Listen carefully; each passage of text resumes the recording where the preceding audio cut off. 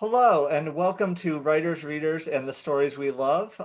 We are on episode 9, which is so much fun to have been able to keep doing this so long, especially through a pandemic. So I am here with my co-host, Daien Sanchez, and Hey. we have our guest this month, Suri Parmar, who is an accomplished filmmaker, screenwriter, writer, professor. Um, and be sure to check out her full bio and links in the video description here. You can see some of her film online. So be sure to take a look at that after we're done here. It's some very cool stuff. So Daien, do you want to say hi and kind of kick us off? Yeah. Hey, I honestly I can't believe we're on episode 9 already. It's basically been a year. Congratulations. And yeah, I'm proud of us for sticking with it this long. But yeah, Suri, we're so happy to have you here. Thank you for having And me. I mean, your screenwriting, I think it's what caught my attention the most because it's something that I kind of want to get into too. But I mean, most of our other guests have been primarily fiction, so it's cool to kind of have a different type of like writer as well on here. So yeah, I mean, what screenwriting and fiction, they're two completely different, forms of writing, at least for the most part. So how did you get started in each of those? With screenwriting, it's actually kind of a funny story. I have a background in architecture, and I got sucked into the whole architecture. It's a very industry where you have to be type A and be a workaholic. And I literally got to the point where I was working 60 to 80 hours a week. And I started just experiencing a lot of anxiety related symptoms. And I went to go actually see a psychologist to sort that out. And the psychologist, if any of you who haven't been, they ask you a lot of questions to kind of get a handle on your thought processes and your patterns. And they ask you the stuff like, oh, did you tell me about your mother? Did you get along with your mother? Stuff like that. So he asked me a lot of those questions. And when I told him, he said to me straight up, he said, you're in the wrong industry. He said, you need to be doing something creative. And he told me, you can quit your job or you can take anti-anxiety medication. And so I quit my job eventually.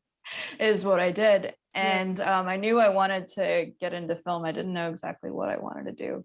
I initially took a cinematography course at a community college, and it was amazing and a lot of fun, but I didn't really click with it. And then I took a screenwriting class in it for the first time in my life. And this was when I was, 27, 28, so pretty late. I just clicked, it felt right. And from there, I took more courses. I entered my scripts in competitions, and they won awards. And one of the awards was getting it produced. And so that's where it went from there. And this was a short script. So Wow, that's awesome. And on the fiction side of things, did that come before, after? it was actually funny because when I would take screenwriting classes, I had one screenwriting instructor who told me that I actually shouldn't be screenwriting. He said you should be fiction writing. And then so I took a fiction writing class, and then they said, your writing is very cinematic. Maybe you should be screenwriting. And I was like, seriously? So I just thought, why not try both? So and just kind of borrow elements from one medium and incorporate it into that, and vice versa. So that's how I started fiction writing. I will say, from my experience at least, it is way harder to get published as a writer than it is to be produced as a screenwriter. It is much, much harder. In my experience. It took, in the time that I started writing fiction to like my first professional paying publication, it was 7 years. And the time that I started screenwriting to have it to being broadcast on television, it was, I think, 2 years. So me personally, everyone's journey is different, but that's my experience. So And was it with that one script that won for the being produced? Yes. What happened was it was awarded a grant that was part of that a television studio actually offered to people. Like, part of the grant was that it aired on television. So yes, and that was one that I wrote. It was kind of like my first taste of you know, and I flew out with my dad. My dad insisted on coming with me because he didn't want me traveling across the country alone. We flew out to go watch the production of it, and it was this big, it was the whole kind of bells and whistles thing. So it was quite the experience. So yeah. So on the production side of that, were you there mostly just to view, or did you have any kind of input throughout the production process? Oh no, I had no input. I was just there to view. So yeah, it really depends on and the reason I think I was just there to view is because a lot of the script got changed to accommodate the amount of money they have in the production considerations. And that's something that you have to be cognizant of as a screenwriter. You have to be elastic because it will change wildly. Sometimes it will change based on what limitations there are, like production, like locations. You're also dealing with permits. Sometimes it will change, based on how amount of money they have. Sometimes, in the case of television, sometimes, like certain actors have to have this many lines, and, because of union requirements or so forth. Sometimes, and this is something I hope other people don't experience, you just get a director who kind of wants to make it their own and will change it for the sake of changing it. That's something that a lot of screenwriters will attest to. So yeah, you just have to bear in mind that what will come on screen will look nothing like what you had conceptualized, and you have to be okay with it. So yeah. And I believe it was Diablo Cody who actually tried, she tried directing, and she was just like, no, I can't do this, like I'm not meant to be a director. So yeah. It was interesting because we had Tom Koash on previously as one of our guests. And so talking about theater, one of the notable differences is how much control you maintain over the script in theater versus film, where it is such a collaborative, the kind of evolution of the story and the script over time. Yeah. And television too is actually, the writer is very much dictates what's going on. The showrunner, actually. Sometimes you get television shows where you get like an auteur to oversee things, like True Detective. They did that with Cary Fukunaga, or you have Twin Peaks and David Lynch. But and that's happening as television becomes more cinematic, but it's still the writer for television is very much, but the director has to be elastic in that case. The director has to kind of make something generic that can, because you don't always get the same director for a television show. You'll have like a different director for each episode. So the director kind of has to put their sensibilities aside and just make it and serve the vision. So it's the reverse. Yeah. Yeah, no, I'm always kind of intrigued, particularly for television, and the multiple directors, the showrunner, the writer's room, and just the sheer number of people who come together and so often tell an incredible story. But like just trying to imagine what that would be like behind the scenes is fascinating. I'm a firm believer in the hive mind. Film is very much a hive mind, and it's something I've told your students, like it's not, to directors, it's not your film, it's everybody's film. And I think a director, what they should be good at in the case of film, is taking everybody's contributions and kind of funneling it to create a cogent and cohesive vision. In the case of television too, though, it's just, I think, and you'll notice too that with television shows, they just get better and better as they go along. And that's because you'll see that the writing room kind of gel together. You'll see that process in the product, the writing room gelling together and developing a rhythm and really, really developing these characters. So yeah. And speaking of Tom Koash, I see him in the comments here, cheering for you, Suri. Hi, Tom. And I'll just pause there. For anyone who is viewing live, feel free to add comments, questions, any thoughts you have along the way, because I'll be watching those and we'll get to as many as we can as we go along. But so Suri, kind of going off of that first production and also just some of your earlier productions, as you kept being able to bring things from kind of page to screen, what were some of the early lessons that you picked up like through that process? Early lessons. This is the biggest lesson I've learned, and this is one that if you want to direct your own work, you should be very aware of. You cannot be too married to the printed word. You have to understand that it can change. And you know, like what you have in mind on the paper, it's not going to, as I said, it's not going to turn like out like that in real life. And you'll find that as you make your film, it might turn into a different animal entirely, and you have to be okay with that. I mean, with one of my films, for example, I shot, it was live action and it was video game footage. And I wrote the initial script, and we shot the live action footage was shot on Super 16mm film. And I don't know if either of you are familiar with shooting on film. It's extremely laborious. It's kind of the equivalent of writing on like freehand, but not really. And you have to be extremely judicious, and you basically have to shoot the edit. And do you know what I mean by shooting the edit? Like you can't. I think so, but totally clueless. because I didn't have much time. Like, and it was very, very limited budget. I mean, if you're Wes Anderson, you could shoot 1 million takes on film, whatever, you know. But if you're me, you only have 1 day to shoot on film. You have to shoot what you think is. You can't shoot a bunch of takes and then pick the one that you like the best. You can't shoot a bunch of angles and say, okay, I think I'm going to go with that one. You have to kind of shoot the angles that you think are going to wind up in the final cut. So I did that. And because you have to when you're shooting on film, pretty much. And then by the time we got to the editing room, I completed a master's degree in the process of that film. And I looked at the script and I was like, no, I have to rewrite it entirely. So we have this live action footage that is perfectly what the original script is, and I have a new script. So it took a lot of fancy footwork and a lot of innovating to try to get that to accommodate this new idea that I had, but I had to because it turned into another beast. So I think it's be prepared, but not be too prepared.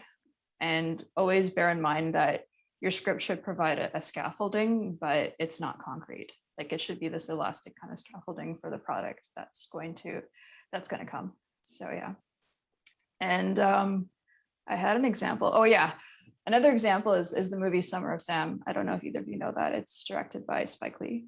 It's about the son of Sam serial killer. I've heard of it, but I've not seen it.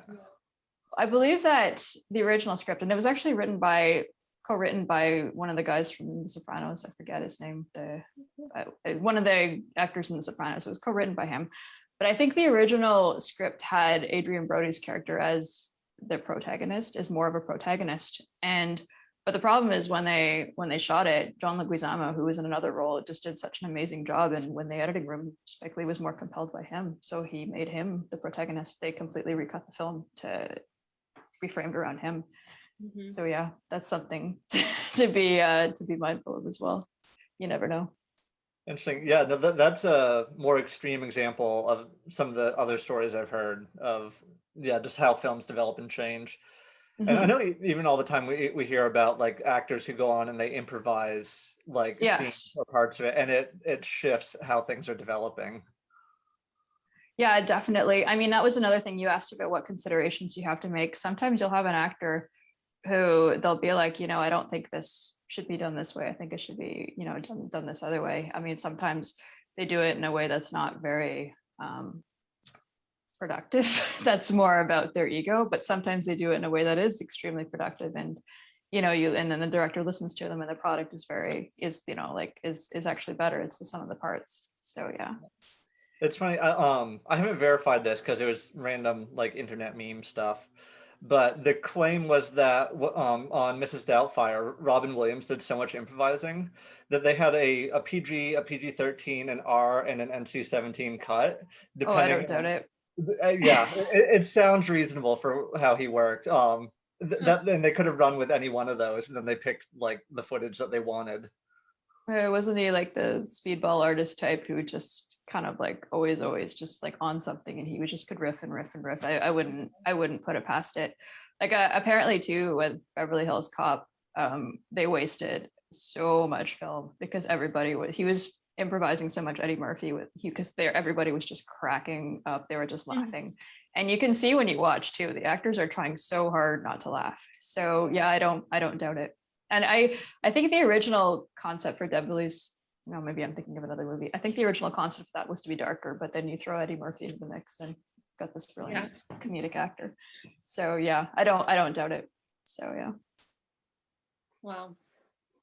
Okay, so you mentioned that you basically got started in competitions for your screenwriting. Yes. That's how your first Yeah. one was produced. I know it's not the same thing, but what about film festivals? Have you been involved with them heavily? Like what? It actually is kind of, a lot of those competitions are run by film festivals. Oh, okay. You learned something new. Yes. Yeah, and I went into them, I studied them a lot, and I went into them very realistically. Like I wasn't like, oh, if I win this, I'm gonna get my big break. It was more like, if I win this, it's gonna look really good on my resume, is more what I was thinking. It'll look good that I have these awards, and when I'm pitching my stuff to people, I can say that I won this or this. And it was really interesting. I'd see these people who would win the same competitions again and again, and it was like they were just trying to win the competition, and then I would go and check them out, and they hadn't really produced anything. So that's when I realized that for them it was just kind of a game and not really, it was just like a hobby of theirs. So I thought, okay, I have to go, and there's nothing wrong with that worked for them, but I was like, I have to go about this differently. But yeah, there are a few of the script writing competitions that I won accolades in were film festivals. One is Austin Film Festival. That's one that I highly recommend. It's one of the better competitions. And if you do get an award from them, you should definitely go in person, because it's a really good networking event. I didn't go. I went to one in LA instead, and I'm still kicking myself for that. I should have gone. They actually called me up and said, when I won a finalist award, and they were like, do you want to come? And I should have gone, but I didn't. But, so yeah. And in terms of like other film festivals, it's also handy to go to them and see what, local, if it's a local film festival, it's handy to just go and see what, filmmakers are doing and meet filmmakers. And it's a good way to make connections, and maybe, you could get work through that. I know some people who've had good luck volunteering for festivals. So yeah. And yeah, and I worked at a film festival last year, and I learned a ton, and just kind of seeing just watching a whole bunch of films and learning about the process, about how films are picked for a film festival, so I would say, yeah, it's definitely handy for up and coming screenwriters to explore that avenue. Okay. Yeah. And do you think it's different for like short films and feature films in terms of film festivals, or is it like what you get out of it and stuff like that? It's mostly the same. It's actually really funny. Just as it is with, if you're a fiction writer, how they say, oh, short stories aren't going to get you anywhere unless you're like that guy who wrote In the Bedroom. I forget what his name is. You know what I'm talking about, right? Yeah. That lobster trap. I don't know that. Yeah. Unless you're like that guy, short stories aren't really going to get you anywhere. They say the same thing about if you're a filmmaker. They're like, unless you need to make a feature or short film, it's a good way to cut your teeth, but it's not really gonna get you anywhere. I mean, that's debatable. There are people, I mean, wasn't there this like bowling alley thing, and like someone just made this viral bowling alley video, and now it's gotten the attention of James Gunn? Yeah, the drone footage recently, right? Yes. Yeah. Like there are filmmakers who have gotten places with their short films. Ari Aster is one, actually. He you guys familiar with Ari Aster? I know the name. I'm trying to place from where. He directed Hereditary and Midsommar. Okay, yes. His short film is incredibly, I'm not going to tell you what it's about. It's incredibly triggering and incredibly disgusting, but that's very much in line with Ari Aster. And I believe it screened at Sundance, and because it was just so outrageous, it really got him on the map, and that springboarded his film career. That was an extreme example. I'm trying to think of another short film that, so it is possible. Oh, Todd, he made a movie. I'm going to just Google this really quickly. Okay. He made a movie about Karen Carpenter, and it starred Barbie dolls. I don't know if you've heard of that one. Karen, it was called Superstar.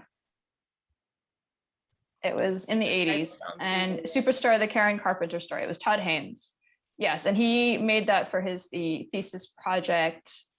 He made that for his thesis project for film school, and it was about Karen Carpenter and her struggles, and kind of like her ultimate death. And I know the Carpenter family really, really hated it, and it used a lot of the music without their permission, but it got Todd Haynes on the map, you know. So it is possible to kind of get where you want to be with a short film. It is definitely possible, but it is very hard. You know, it's a good way, I think, to kind of, as a proof of concept, to show that you are capable of directing a feature film. And in my case, I mean, I don't think I want to direct a feature film.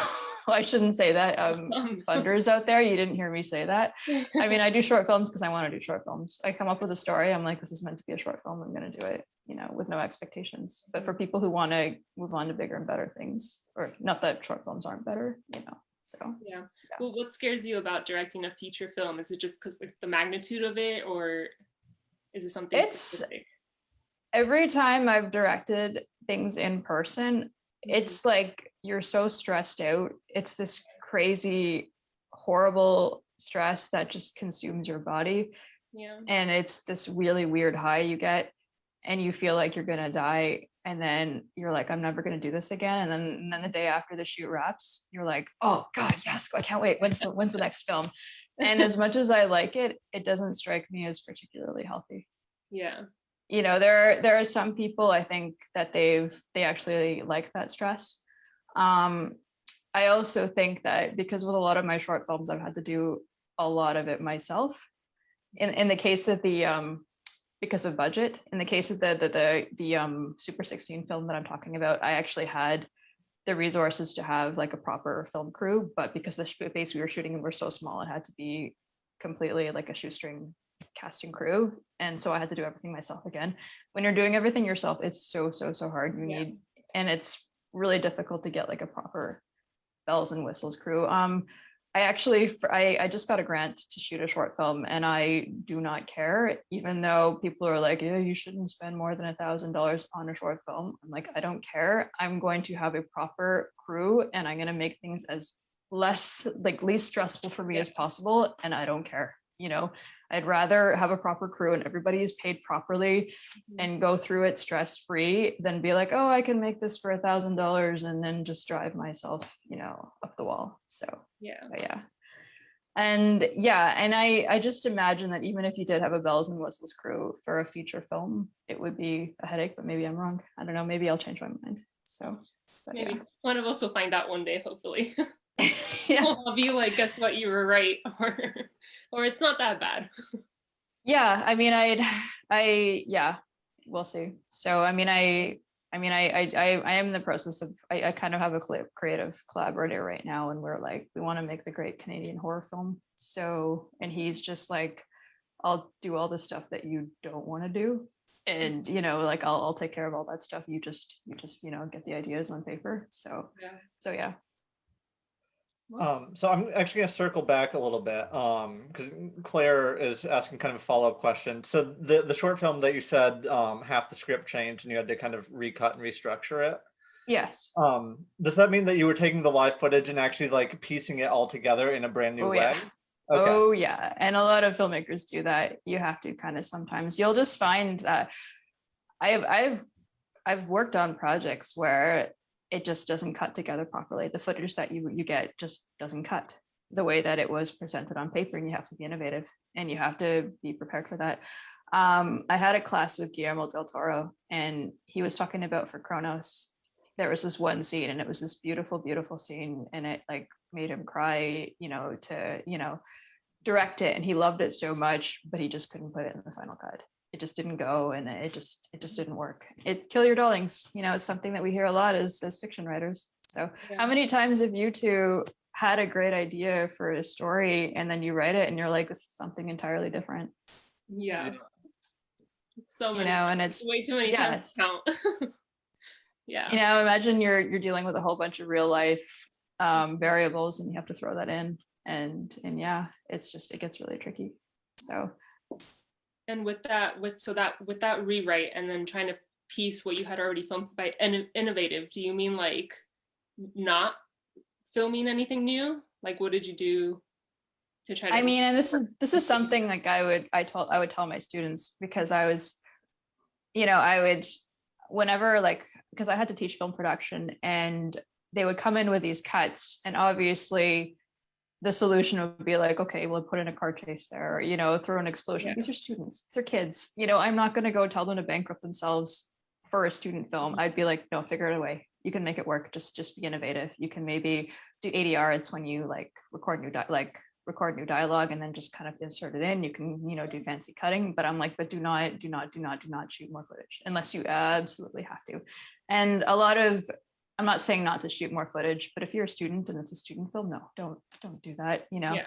I mean, a lot of filmmakers do, obviously. Like if it's a big budget Hollywood film and they did a test screening and these people are like, I hate the ending, obviously they're gonna have to shoot the ending because there's millions of dollars at stake. Yeah. So, but yeah, I forgot the question. What was the question? No, because okay, so you said like, okay, you rewrote the entire script, but then Yes. you were like, you used what you had already filmed from the original script and like, just be innovative. So that's why I was like, did you, I guess, write the script to make what you had filmed work, or again, like you said, you didn't film anything new to try to fit that script, or just don't do I had a really good editor. I had an amazing editor, and I really wanted to give him a story editing credit, but he was too humble to accept it. He helped a ton. Okay. This is for the video game one. He was extremely adept at helping me manipulate like a lot of B-roll, just like regular, like because the video game one, we were like, oh, this is amazing. We were just shooting random stuff just for the fun of it. Mm-hmm. And we did a really good job just taking a lot of that B-roll and just kind of shoehorning it in to end, you know, changing, like the dialogue there was no spoken dialogue, it was all in subtitles, so it just took a lot of that to make it work. So yeah, I mean, and this is also, I mean, I talked before about how I wanted to get film festival competitions on my resume. There's the kind of pathway to get into film in Canada. There's this residency that you can attend, the Canadian Film Centre. It's our version of the AFI. And they actually amazingly let me in, even though I had no experience. And so yeah, they why did I bring up the Canadian Film Centre? I brought that up for some real weird reason. I don't even know why I brought it up. Oh yeah, I was talking about shoehorning, like in dialogue. It's just I don't remember what I was talking about. Sorry, I went on a tangent and I forgot. Yeah. So, but yeah, no, it was like, yeah, we just used what we had. Oh yeah, this is why I brought it up. Okay, so when I was attending the Canadian Film Centre, they told us never to edit your own stuff. And I think a lot of that was also so that their graduates would have work, their editors, you know, would be able to have work. But I think it's one of the best pieces of advice I've ever received. You know, if you have that extra eye sitting next to you, it will help a ton. You know, if you have, somebody else to kind of give feedback, you know, and to kind of help. And yeah, as I said, the director's job is to accept all this kind of information that's coming in and to know what to accept and what not to accept, and to kind of try that. It's kind of like when you're accepting feedback for your stories when you do a workshop. You know, you have to know what's going to work and what won't work. So yeah. Yeah, I was gonna say the editor sounds a lot like when you have the beta readers in fiction. Yeah. That can look at it fresh and be like, this is working, this is not, these could be different. Mm-hmm. I actually, the editor has an extremely important job. I don't think editors really get enough credit. The editor basically makes the film. When the movie Silver Linings Playbook, I don't know if either of you have seen that.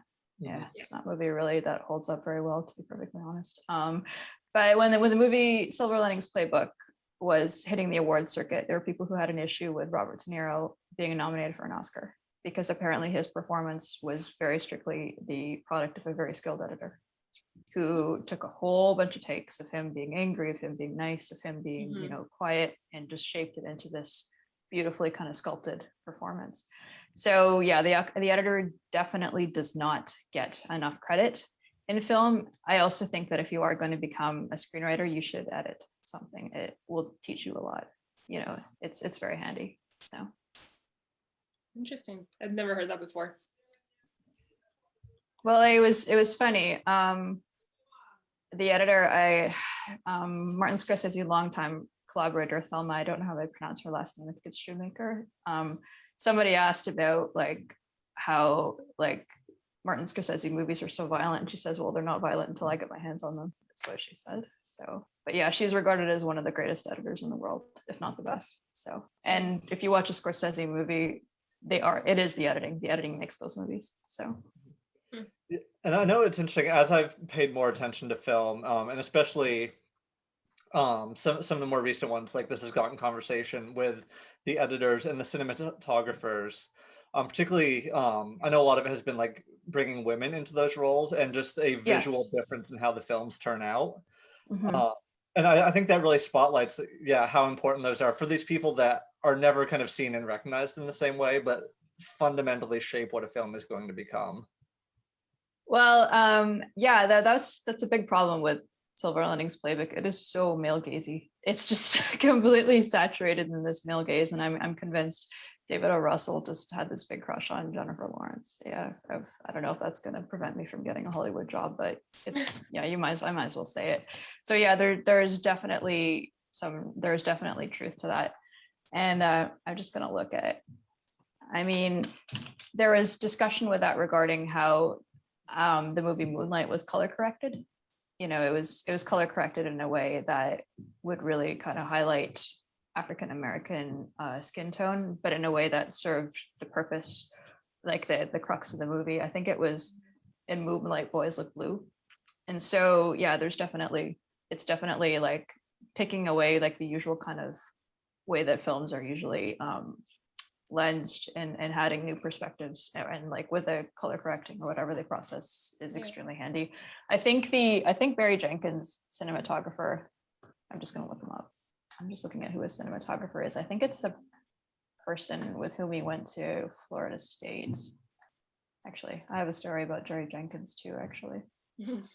I'm just thinking, it's James Laxton, and he did Medicine for Melancholy. So yeah, I don't think James Laxton is African American, but I think the color correction, was very much influenced by people, familiar with the skin tone and so forth. So yeah. So one more question kind of on the note of film festivals, just because as we were talking, I'm curious, do you feel like the rise of kind of social media and just technology has made it easier for people to get their work out there and kind of changed those pathways? Yes and no. I mentioned how it's easier to be produced than it is to be published.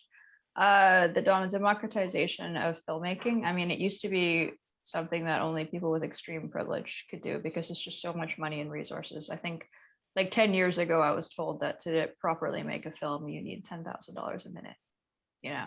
I don't think much has changed, but now you have people making stuff on their phones, so there's a lot more content out there, and this is something I've now observed in the last 10 years that I'm making movies. It is so much harder to get into a film festival now. It is so hard. There's just so much content out there right now. And I think it's great. It's the Wild West. And I'm actually told that even if you're a short filmmaker, you need a film festival agent to help you with your film festival selections. And it's really, really, like, I actually got in a discussion with this on Twitter. I mean, people were talking about submission fees for publications. For film festivals, you need at least a few $1,000s to do it properly. It's insane. So, but yeah, and it's important too to bear in mind, like it is, like there is a lot more content out there that's being made, but it also is very good that there is, because it forces you to not just kind of carpet bomb your film on a bunch of film festivals. You have a plan. You're like, okay, I'm going to submit it to this festival because it's probably more likely going to screen for that audience, and, bearing in mind that, it's just, you don't take it personally if you don't get it. It's about what their mission and their mandate is that year. And if they have a certain program that they have in mind, and if your film fits into that. So, yeah. Interesting. Yeah. I mean, so, okay. So for film festivals, then one last question. It's not that you just create a list of like 100 festivals and just shoot it off to all of them. You could. The money for it. I would tell you don't. I would tell you not to do it. Yeah. Okay. I would advise that you don't do it. Yeah. It's just because it's really expensive. Yeah. And I would think it's helpful to have a connection to that festival if possible.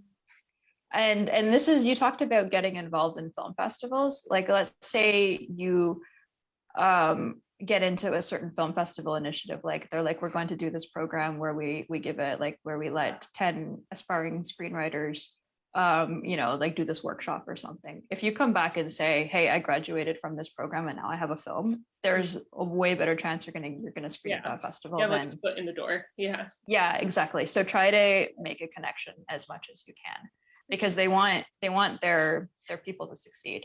I've heard that Sundance really looks after their own in that way, actually. Like, it's good to establish that kind of a connection with Sundance. So yeah, and when you are thinking of submitting, you have to, as I said, try to come up with a plan for it. Don't just submit it anywhere. Like, I knew somebody who, they didn't really know what to do with their film. They didn't know if anybody would want to screen it. And I watched it and I was like, submit it to the Toronto Film Festival. I'm telling you right now, you're going to get in. And they were like, no, but I don't think so. And I'm like, just do it, will you? And so they did, and they got in. And I was, just because I was familiar with what Toronto Film Festival screens and what they want. And I'm like, trust me, it's going to get in. And it did, and Toronto Film Festival gets like thousands of submissions, but they have a very specific kind of, vision. And I had I don't know if I could really say it in words what they're looking for, but if you can find someone who can do that for you, then it's really, so. And these visions, it's not like something that's posted on the website, this is what we're looking for, stuff like that. It's something that, like, because you're in the know type of thing. I mean, like, they would be more likely to accept. I think the reason I knew it was going to get in is because I had extremely cinematic sensibility. It was extreme examples. I keep interrupting you. It's because I'm excited, by the way. No. So, sorry about that. I knew it would get in just because it had this extreme, it was more international than it had a more international feel than local feel. And the way that it was made, like, it was a film that very much was kind of like about conveying a certain emotion or a certain tone, rather than just like, like a film about, say, like, people went on a date, like two people go on a date or something like that. And I mean, it's not to say TIFF wouldn't screen a film about two people on a date, but if it's like this kind of rom-com thing that has this like Matthew McConaughey character and a Sarah Jessica Parker character, they're probably likely more going to screen this very auteur sensibility film that has this very singular vision than something that just looks like a generic kind of rom-com is more. And I just kind of sensed that, and I told them submit it to TIFF, and they got in. And that sounds similar to even like selecting fiction markets. Absolutely. I think you're right. Like, they don't necessarily spell it out, but the more familiar you are with what they're looking for and even just the aesthetic of it, then selecting pieces according to that. Like, I'm not going to write a story that's like 50 Shades of Grey and submit it to the Paris Review. For example, it's not to say that there's a market for 50 Shades of Grey. I'm not sure why there is, but clearly to each their own. But you're not going to submit it to the Paris Review. It's kind of like So I'm going to change text a little bit and kind of put a couple questions together here. One that we had planned, and then one from Tom in the comments. So what does your process look like for writing fiction compared to screenplays? And do you tend to tell similar stories or topics between the two, or do they tend to differ? I'm still trying to figure that out. They are both entirely different animals, and you have to get in a completely different headspace. I once spent an entire year writing a short story, and it was barely 2,000 words. And the reason being is because I had to learn how to write a short story, because my short stories were they were like screenplay notes. My first workshop was with the inimitable James Patrick Kelly, and he commented that, like, you can write, but this feels like script notes, is what he said. And I had to kind of learn how to create a short story that was kind of like a moment. And another short story that I wrote, I had Katie Brisky, the wonderful Katie Brisky, who has been on your podcast or Zoom stream, however you describe this. And she said that, this section here and this section here, it's like I'm just observing the protagonist through glass. Like I'm just watching them doing things through glass. And she was like, I really need to get a sense of their journey and their arc and what's going through their head as they're doing these certain things. Don't just say, you know, they walk through this and then they open the door and then they did this and then they did that. Like you have to give us a sense of why they're doing it. And that's when I was just like, this is my screenwriter bleeding in, you know, because with screenplays, you don't say what a character's thinking. It's all show, don't tell. And with writing, it's kind of tell and show at the same time. So it's something that I'm still trying to figure out. I still am very much influenced by cinema on screenwriting, like a lot of things I've noticed about editing, like blocking in terms of how you position objects and stuff, you know, and to maximize or minimize tension. I use that in my writing too, but it is very different, and you really have to get into a different headspace for both. So yeah. Yeah, it's interesting going the other way too. I know, I think more of examples of novelists who have then gone on to write stage or screenplays. And the result is not always successful, just because you can tell like somebody is used to working in one form and doesn't necessarily understand the other. And just kind of looking at that dynamic of how you tell the story fundamentally changes. Yeah, I mean, the Hunger Games, the reason why the first two books translated to film so easily, I believe she had some familiarity with film, Suzanne Collins, like she had screenwriting studies. I could be wrong, you know, but yeah, I mean, it doesn't always work. And actually a conversation I had earlier in my career, there was an agent that asked me, what do you want to write? And I said, I want to write everything. And they were like, no, you can't write everything. Aaron Sorkin can write everything, you can't. And I was just like, well, screw you, I can do what I want. And, you know, and I think they didn't mean it to be a jerk. They were just trying to say that it's going to be very hard to market you if you're sprawled all over the place. But I get bored easily. I don't want to just limit myself to one thing. I mean, Mike Kimball, when he was my mentor, said, if you develop a gimmick or a thing, you become a parody of yourself, you know, and you come up with an idea for a story and you're like, this would be a good short film. So you make a short film. You come up with an idea for a story and you're like, okay, this would be a good novel, or this would be a good, you know, whatever. And that's how I create pretty much. Yeah. No, I hear that. I'm in a very similar boat. Like I'm all over genres and I do stage plays and I want to get into film. I love the freedom that comes with it. Like you said, like I want to tell this story now and here's how I'm going to do it. And I don't know if I should be giving you this advice, because I was saying this to you before we went live. A lot of my contemporaries with whom I attended, you know, residencies or whatever, they're writing and directing movies. They're writing and directing television, and I'm just kind of doing my dilettante thing. But they love it. Like that works for them, and it just doesn't work for me. I can't limit myself to one path. And I also have this idea that stories don't belong to you, that they exist in their own right, and you have to do right by them and not necessarily right by you. I don't know if that's the right way to go about it, but that's how I see it.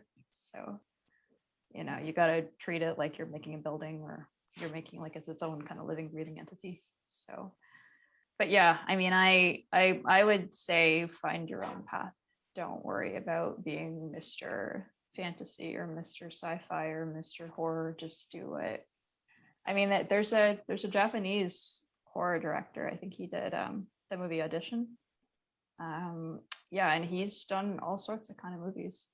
Wes Craven, I mean, I believe that he did Scream 3 because he wanted to make Music of the Heart, a drama movie with Meryl Streep, but he was having a hard time getting it made because he was Wes Craven and he was Mr. Horror. So yeah, don't limit yourself. And she got an Oscar nomination for it. So, you know. Okay, is there any advice you might have for people who kind of want to start screenwriting? Like, is there something specific they should know about the format, or things that they might not realize that it requires?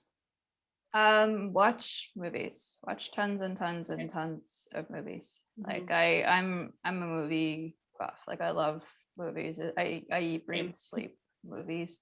Yeah. I would just say the best thing you can do is watch a bunch of movies. I will also say, and this is not really good advice for someone who's starting out because it's not really applicable to them, probably the best thing that happened to me as a screenwriter was teaching screenwriting and film production for a year. Not really something you can say to someone starting out. Yeah. But I remember watching a short film at the beginning of my, like when I was an assistant professor, and I was like, this is the best short film I've ever seen. This is incredible. This is just so tightly made. And then a year later, I was like, oh, you know, that editing cut isn't that great. And, you know, I can tell there's some dirty sound in the background, you know, that the sound mixing wasn't that great. And, you know, this wasn't as tight as it could be. So I don't know if that's how you can tell someone who's starting out, okay, yeah, go teach screenwriting at an undergraduate level, but maybe it's more just expose yourself to as much films as possible. Maybe they could kind of be the equivalent of a, like, you know, volunteer at a film festival. Maybe they can kind of slush. I don't think slush watch is a term, but I just invented it. They can slush watch the short movies that come in, you know, and yeah, they could, yeah, just watch as much as you can.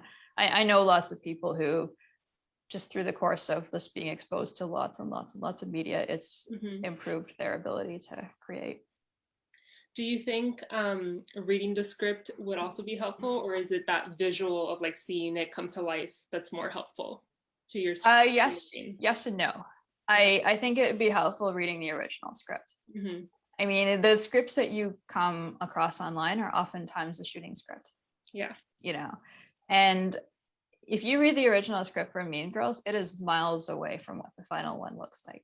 If you read the original script for Bridesmaids, it's so different than what the original product is. If you read the original script for Kill Bill, it's so different. So I think you should read the script. Probably the best script that I've read recently was Promising Young Woman. I should caution it is triggering, you know. But I read it and it was just so tightly written. I was like, this is brilliant. This is such a good script. And I think it's a good script for up and coming screenwriters to read. I'm not a fan of the movie, strangely. Okay. And the original script, the one that made the blacklist, is actually different than the final product. And I think I know why the movie didn't land, in my opinion, but it's mine in my opinion, but that's just me. So yeah. Okay. Okay, so this is kind of circling back to directing and creating a little bit, but when you're kind of moving something from script to screen, what is the difference between working with animation versus working with actors? Because I know you've done both. I mean, I think one reason why I haven't really, live action isn't the best for me is I don't really like telling people what to do. You know, it's a little bit easier when you're animating. You don't feel as bad telling someone what to do as opposed to, you know, when you're with someone in real life and you're just like, whatever. I think that's just something I need to, like a hump that I need to get over though. So, but yeah. So, I mean, with animating though, I mean, I do like it because it's a lot less stressful. It has nothing to do with actors, but because it's not like, okay, we have to finish this, we have to shoot this much coverage on this day, or otherwise we're going to lose thousands of dollars, you know, so there's a lot less stress. And with live action directing, the fun for me begins in the editing suite.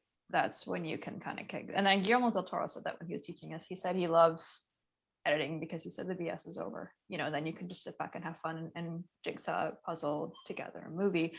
And so animation is just like one big post-production process for me. It's the whole process is let's have fun, you know, whereas, yeah, you don't have to deal with, okay, we have to get catering for the actors. Okay, we have to, you know, like do this paperwork and that. And we have, well, you still have to do paperwork for animation. But, and what I also liked about animation was I could be part of, like I was part of it. I used a lot of technical stuff I learned during my design background to you know, to do it, which is really handy for me, you know, so, but yeah. So would you say it's a little bit easier to kind of realize your vision for the film with animation and it's a little more flexible with live action, or is that not how you'd put it? No, I mean, the movie that I made, The Big Book, was nothing like what I had in mind. But as I said, as it made, it kind of developed its own identity and I had to run with it, you know, and I really like the product that was created, and I had to kind of let go of what was in my head versus what came out. So I don't think it really matters whether it's animation or live action in that respect. And the people who were involved with that were wonderful people and they did a great job, so, but yeah. And part of that was, because of, as I said, I hadn't really, it was my first time making an animated movie, and, I really had a lot of help with it, like I had a great deal of help making it, but, like when you're going through the process, it's just like, still like maybe the next animation movie I made, and I started making another animated movie with the software Blender, but I didn't have time, and so maybe the next one I'll have a more kind of solid grasp on my vision. But in terms of the previous one, it was very much hampered by my lack of experience. So yeah. Okay, so going a little more into your role in directing. I mean, you've written and directed your own films, but you mentioned also before we started the broadcast that you've been hired to write, for other directors and producers and stuff like that. What's the experience like between those two? Sorry, could you repeat the question? So what's the experience like between, I guess, like writing and directing and producing your own film versus being hired to write someone else's, Oh, you let go. You have to let go. You're just like, I'm doing a job. It's kind of like, I equated it very much to copywriting that I've done before. I'm a little bit more emotionally involved when it's screenwriting, but I just was kind of like, I'm here to serve the client. Mm-hmm. And I'll have an idea and I'll tell the client this doesn't work or that doesn't work, but at the end of the day, you're trying to serve them. So yeah. And sorry, go on. No, go ahead, finish. Yeah, it's very much, whereas if it's your own, you're kind of like, oh, I can do this, like I can. It's more about you do kind of get emotionally invested in it, and you're just like trying to, it's your vision maybe emotionally invested is the wrong term, but it's more about serving kind of like a vision that you have created as opposed to what someone else has. So yeah. And you said you had that one where you wrote and you filmed everything and then decided it didn't work and rewrote the script. Yes. What's that like when you're hired to write someone else? Are you involved through filming when there's like rewrites that needs to be done, or are you turn it in and that's it, and if it gets changed it's like on set by someone else? Or it depends on the director. I've done both. Sometimes you're called into the editing suite, because they're like, we want an ADR, that's when you add extra dialogue. And you'll hear that sometimes when you're watching a television show or a movie. Sometimes you'll hear like something in a voice and it sounds completely different than the rest of it. Yeah. And there's kind of, as I said, the sound, like it just sounds like it's been kind of like cut and paste and thrown in there. And that's because they're like, oh, this doesn't make sense, we need to add a little bit there to clarify. And sometimes you'll be called in. It depends on, as I said, the director that you have in the creative team. I used to do background acting work. That's actually that's something very interesting. I mean, I think it's something that people should do as well, maybe before they get into film and decide if it's for them. But I was on one television show. I'm not going to say which television show this was. It's a very big television show. But can we see I was on TV screen? Sorry? In those episodes. Can we see you on the screen during those episodes? Like blink and you'll miss me. Like, yeah. But no, that's not why I don't want to talk about it. It's because I'm gonna dish dirt on that television show. But I was actually an extra on a very famous television show, and there was one actor who just did not know any of their lines. And the reason they didn't know any of their lines is because they didn't have to, because their show was renewed for the next year, and they were a seminal character in the show and like this iconic character. So they're like, I'm not going to get fired, I can do what I want. And it was really frustrating because the crew was just awful to us extras, and there are other extras I knew who point blank refused to work on that show because the crew was just so mean to them, and they actually kind of made me cry too. And that's normal too, for a crew to make people cry on this show. And the reason they're so mean is because you have these actors who like did not know any of their lines, and every line they flubbed was thousands of dollars. So it was just this itty bitty little scene, but we were shooting late into the night because this actor didn't know their lines. And the writers were actually on set, that the television writers who wrote that episode were on that set, and I was like, whoa, you know, and I think they were there to make any changes if needed. And yeah, and it was funny because years later I ran into somebody who was who worked in television, like as a crew member, and I mentioned that, and they guessed who that actor was right away. Oh, wow. They were like, oh, such and such, and I'm like, yep. And they were like, oh yeah, that's normal. And so yeah, in that case, I mean, I don't know if the actors were, I mean, if the writers were on set to accommodate the actors not knowing their lines or whatever, but the television writers had to be. And I don't know if that's, I think that is, sometimes that happens and sometimes it doesn't. But in that particular show, and this was network American, like North American network television, yeah, the writers had to be on set and sit there, you know, until 3 a.m. listening to this one actor float their lines. So yeah, it really depends on what it is. And yeah, I'll tell you the show after. I'm trying to, like, and I'm really hoping it's none of my favorite like shows or actors. So we are coming up on time. I have one more question, but before we get to that, Suri, just did you have any other thoughts or anything you wanted to share that we maybe haven't talked about? Or I don't think so. I just do you is all I will say. Do right by you. Don't worry about doing things a certain way. If you get into film or television, you're going to have a lot of people who are trying to box you, you know, to kind of like just fit you into a certain mold, and you don't have to do that, in my opinion. I mean, some people, if you want to do that, that's fine, but if you don't want to, you don't have to, is all I will say. all right, and so to wrap it up, what is something, it could be film, fiction, television, video games, absolutely anything, but just some story that you've been enjoying recently? I've been going through all the Oscar films. Like I've been trying to watch all the Oscar films. I got through Promising Young Woman. I got through, and I'm sorry if I don't pronounce it correctly. Is it Minari? Or and I just watched the trial of Chicago 7. But Minari was absolutely beautiful. It's what I was talking about before, that it has a very cinematic quality, and it's like, it's very much made, you know, it's very much, the editing is very much about the emotional beats, and it's not really so much this kind of straightforward narrative. It's more like trying to convey an emotion or an experience. So I would, yeah, and it was just stunning to watch. So I would recommend that film. I'm trying to think if there's anything else I've been watching that I really enjoyed. I just watched Knives Out. I like that a lot. For everyone who likes murder mysteries. Yeah, I love that one. Yes, it's on my list. I just haven't gotten around to it. It's a very kind of rich and cozy Agatha Christie style like murder mystery that is just like biting into a piece of plum cake. It's just, yeah. What about you, Daien? Anything to pitch? I haven't read a book in like 2 months, so that's out.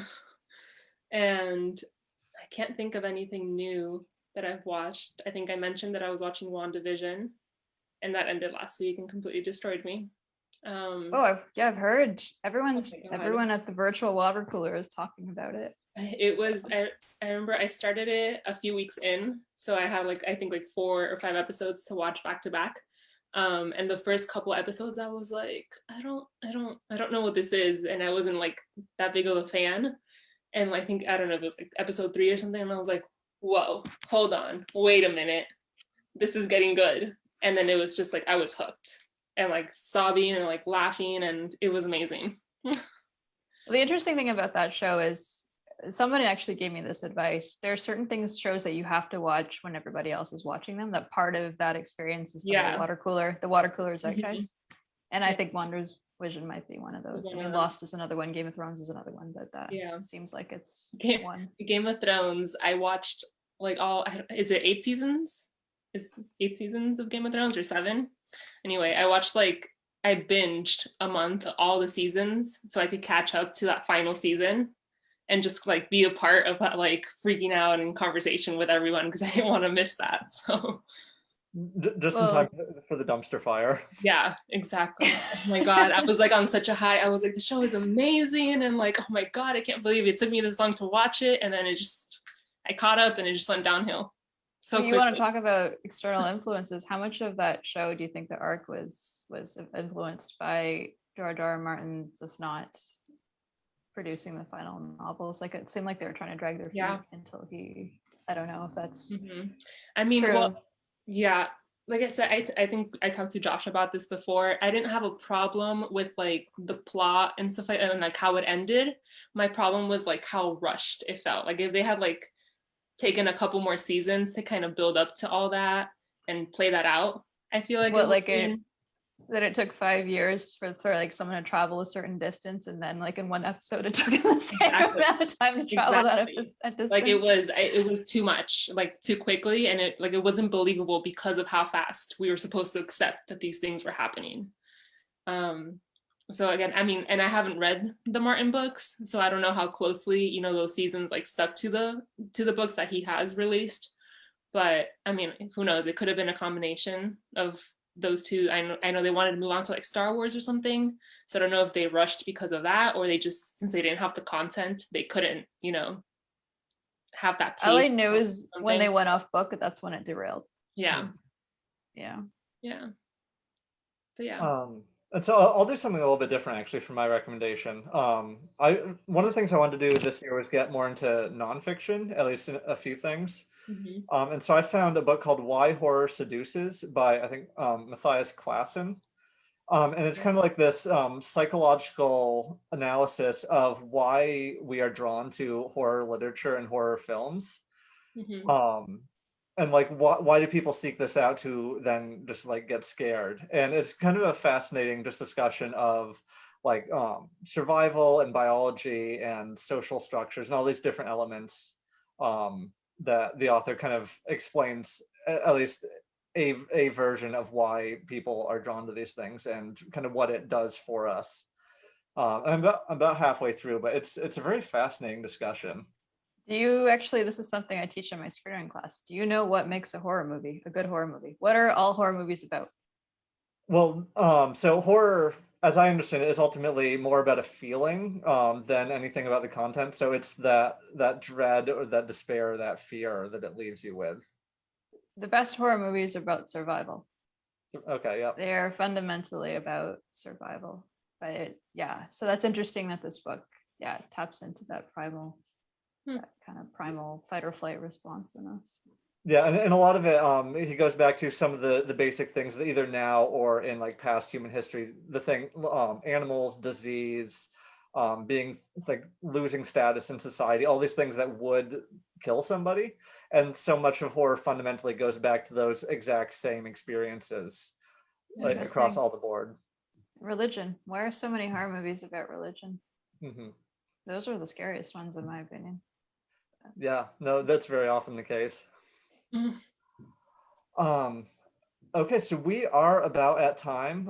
Thank you to everyone who tuned in. Daien or Suri, any final thoughts, or you want to say goodbye?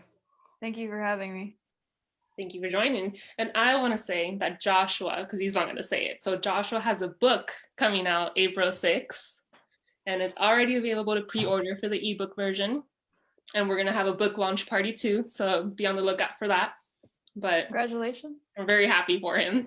Thank you. Yes, April 6th, and then the print release is coming beyond that. And stay tuned on Facebook and other social media. I'll be posting more updates there. But yeah, Suri, thank you so much. I know every time we say this, it's just so much fun to have people come on. It really is. This was lots of fun. We always learn something. Therapeutic. So that wraps up. But for anyone who comes back to this later, feel free to check out this full event and all of our past ones on YouTube, on Facebook. You can find all the guests we've had. And tune in next month. We'll be back again with another conversation. But until then, stay safe, stay warm, and we'll see you around. Thank you. Bye-bye.